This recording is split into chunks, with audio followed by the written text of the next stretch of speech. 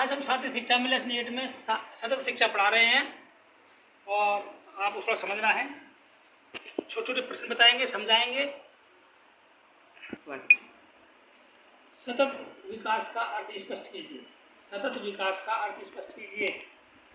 उत्तर है इसका सतत विकास का अर्थ। सतत विकास अंग्रेजी के दो शब्दों सस्टेनेबल डेवलपमेंट से मिलकर बना है। सस्टेन का अर्थ है संभालना, सपोर्ट या पोषित करना। नरिश और डेवलपमेंट का अर्थ है विकास या जीवन की गुणवत्ता में सुधार। सतत विकास की अवधारणा को स्पष्ट कीजिए। सतत विकास की अवधारणा को स्पष्ट कीजिए।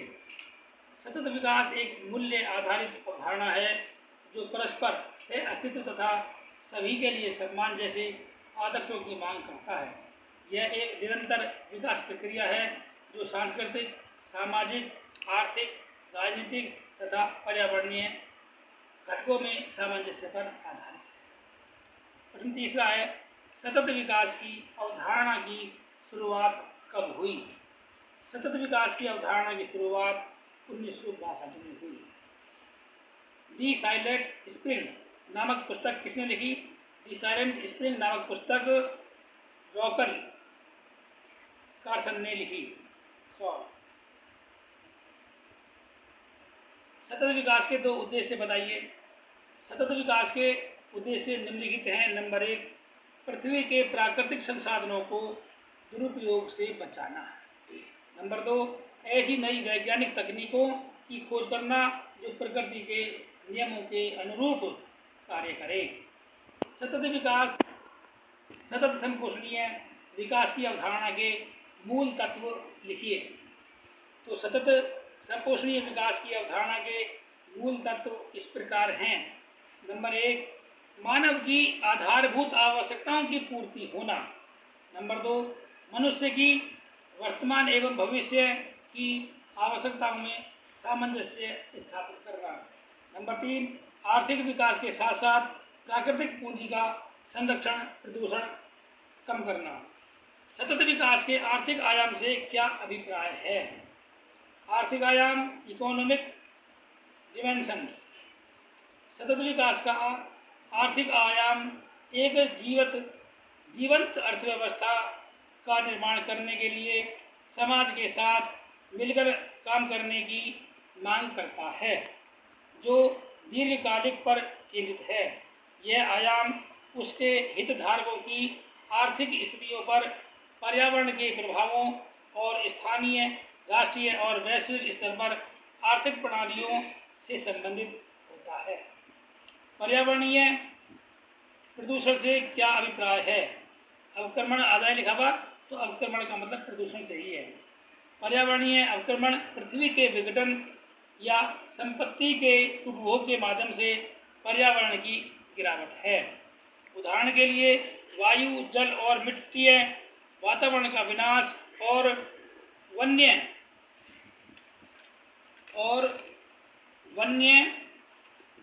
जीवन के उन्मूलन।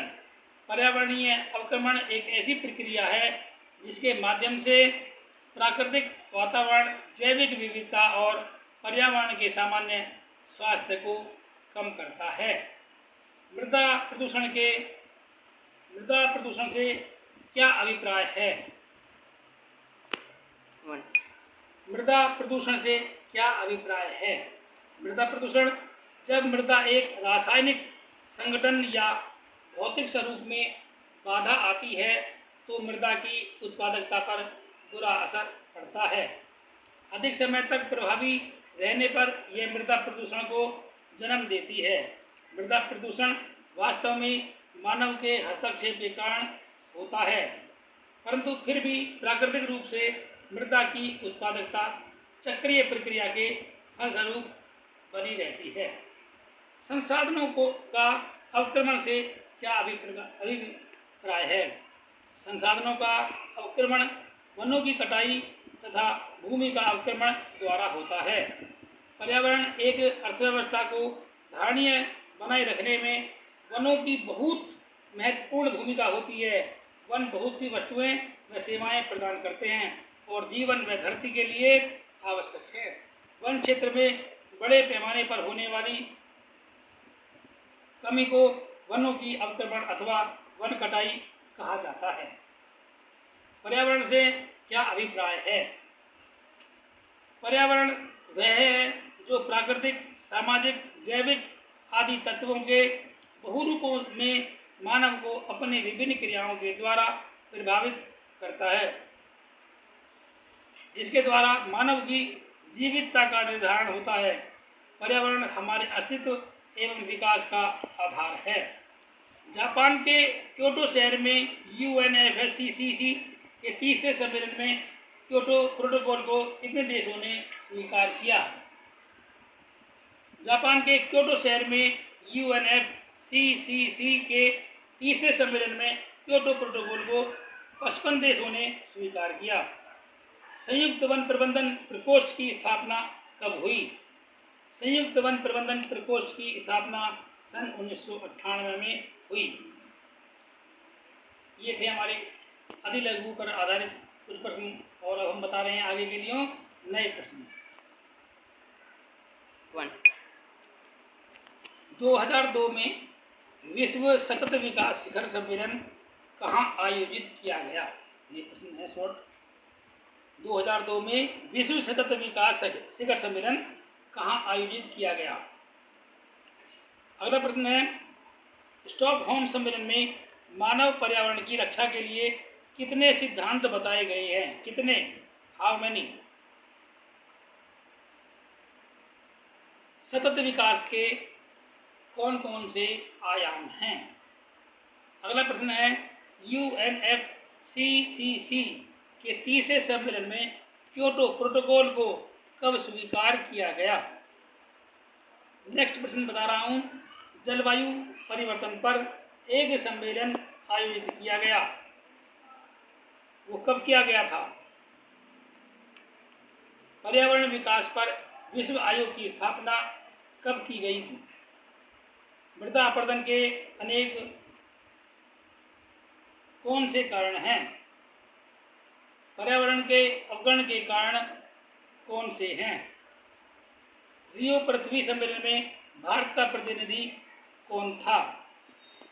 रियो सम्मेलन में कितने देशों ने समझौते पर हस्ताक्षर किए? UNFCCC का तीसरा सम्मेलन कहाँ हुआ? वर्ल्ड रिसोर्सेज एक इंडस्ट्री नामक पुस्तक किसने लिखी थी? अब हम इनके उत्तरों के साथ एक बार तेजी के साथ बता रहे हैं। अभी तक तो हमने प्रश्न बताए, इंपॉर्टेंट प्रश्न थे, और हम इनके आंसर भी बता रहे हैं। पहला प्रश्न था, 2002 में विश्व सतत विकास शिखर सम्मेलन कहाँ आयोजित किया गया था? ये था जोहान्सबर्ग में। कहाँ था ये? जोहान्सबर्ग में। स्टॉकहोम सम्मेलन में मानव पर्यावरण की रक्षा के लिए कितने सिद्धांत बताए गए हैं? ये थे इसमें 26 सिद्धांत। कितने हैं? 26 सिद्धांत। सतत विकास के कौन से आयाम हैं? आर्थिक आयाम, पर्यावरणीय आयाम, सामाजिक आयाम, ये आयाम हैं। UNFCCC के तीसरे सम्मेलन में क्योटो प्रोटोकॉल को कब स्वीकार किया गया था? ये था 11 दिसंबर 1997 में। जलवायु परिवर्तन पर एक सम्मेलन आयोजित किया गया, वो कब किया गया था? ये था बाली सम्मेलन में। पर्यावरण विकास पर विश्व आयोग की स्थापना कब की गई थी? ये कब की गई थी जी? ये 1983 में। मृदा अपरदन के अनेक कारण कौन कौन से हैं? कौन कौन से हैं? अत्यधिक चराई, वनों की कटाई और कृषि के गलत तरीके। पर्यावरण के अवक्रमण के कौन कौन से कारण हैं? ये है प्राकृतिक संसाधनों का दोहन और शहरीकरण। रियो पृथ्वी सम्मेलन में भारत का प्रतिनिधित्व कौन था? रियो पृथ्वी सम्मेलन में भारत का प्रतिनिधि कौन था? PV नरसिम्हा राव। रियो सम्मेलन में कितने देशों ने समझौतों पर हस्ताक्षर किए? रियो सम्मेलन में तो ये इसमें करे थे 162 देश ने। कितने ने? 162 देशों ने। UNFCCC का तीसरा सम्मेलन कहाँ हुआ था? ये सब जानते हैं कि ये चीन में हुआ। नहीं, चीन में नहीं हुआ, भारत में नहीं हुआ, अमेरिका में नहीं हुआ, तो ये हुआ था जापान में। ये कहाँ हुआ था? जापान में। वर्ल्ड रिसोर्सेज एंड इंडस्ट्रीज नामक पुस्तक किसने लिखी थी? जिमरसेन ने, जिमरमैन जिमरमैन ने लिखी थी। ये थे हमारे बहुविकल्प पे आधारित, अति लघु उत्तरीय आधारित प्रश्न थे। और आज इसका शांति शिक्षा का कोर्स पूर्ण हुआ। कल एक एग्जाम के तौर पर कुछ प्रश्न दिए जाएंगे जो आपको करने हैं। और मैं धर्मेंद्र कुमार शर्मा आपसे कल नई वीडियो के साथ फिर मिलता हूँ। तब तक के लिए बने रहिए हमारे YouTube चैनल पर और सब्सक्राइब कीजिए, कमेंट कीजिए। धन्यवाद। एक बात और है जो हम आप लोगों को बताने भूल गए हैं कि रोज़ाना आपको जो वीडियो भेजी जा रही हैं उन्हें बार बार पढ़ें, बार बार देखें, सुनें, क्योंकि याद करने के अलावा आपको सुनने से ही ज्ञान हो जाएगा। ऑडियो चलाइए, सुनिए, बने रहिए। ठीक है, जय हिंद।